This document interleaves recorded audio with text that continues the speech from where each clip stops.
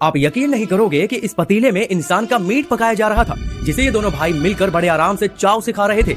ये कोई मजाक नहीं है गाइस, ये पाकिस्तान के ऐसे दो भाइयों की कहानी है जिसने इंसानियत की सारे हदें पार कर दी थी। पहले कब्र से लाशें निकालते थे, पैर काटते थे और नमक मिर्ची डाल करके उसे पकाते और बड़े चाव से खाते। नाम है मोहम्मद आरिफ अली और मोहम्मद फरमान अली, और ये कहानी है 100 से ज्यादा लाशें खाने वाले कैनिबल ब्रदर्स की। लेकिन जो बातें आपको अंदर से हिलाकर रख देंगी वो तो आखिरी में ही सामने आती है, जब पुलिस को उनके घर से एक बच्चे की इस कहानी को शुरू से समझते हैं।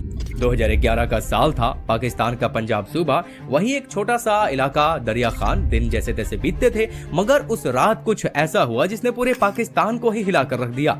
एक लड़की की यानी 24 साल की एक लड़की की मौत हो जाती है कैंसर से। घर वालों ने उसकी आखिरी विदाई दी, इज्जत और सम्मान दुआओं के साथ, और दफन कर दिया शहर के पुराने कब्रिस्तान में।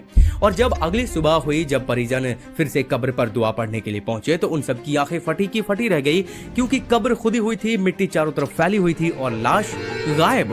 और ये देखकर किसी को कुछ समझ ही नहीं आया कि आखिरकार ये हुआ तो हुआ कैसे। कोई जानवर उठाकर ले गया, कोई तांत्रिक ले गया, या फिर किसी इंसान का काम था ये।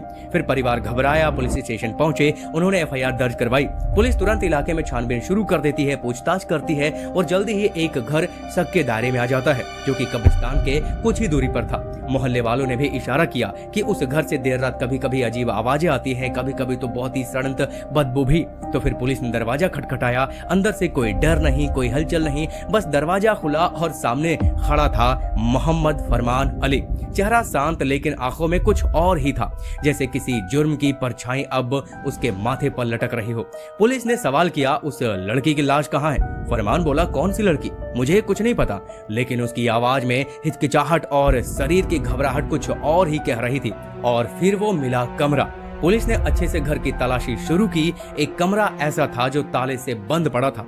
फरमान ने कहा, ये मेरा कमरा नहीं है, ये मेरे भाई आरिफ अली का कमरा है। पुलिस ने ताला तोड़ा और अंदर घुसते ही सब कुछ जैसे ठहर गया हो। कमरे के बीचों बीच रखा था एक भारी पतीला जिसने कुछ पका हुआ था, और उसमें एक अजीब सी गंध भी आ रही थी। और बगल में रखी हुई थी एक छोटी कुल्हाड़ी और एक लंबा चाकू, जिस पर खून और मांस के टुकड़े चिपके हुए थे। साथ में ही चारपाई के नीचे पड़ी थी एक बोरी, और जब बोरी खोली गई तो अंदर से निकली वही लड़की की लाश, जिसे कल ही दफनाया गया था। लेकिन उसका एक पैर कट चुका था, और वही पैर अब उस पतीले में पका हुआ मौजूद था।